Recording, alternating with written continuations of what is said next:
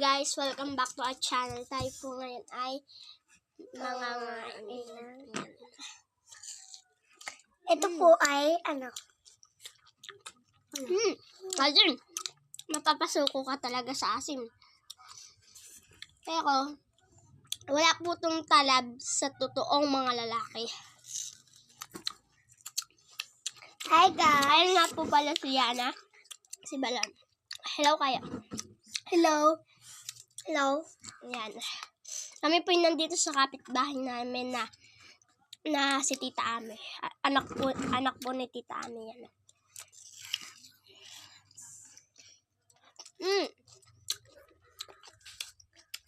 Asim. Sobrang Asim. asim guys. Asim. Yan po. Bye-bye po. Bye. Bye.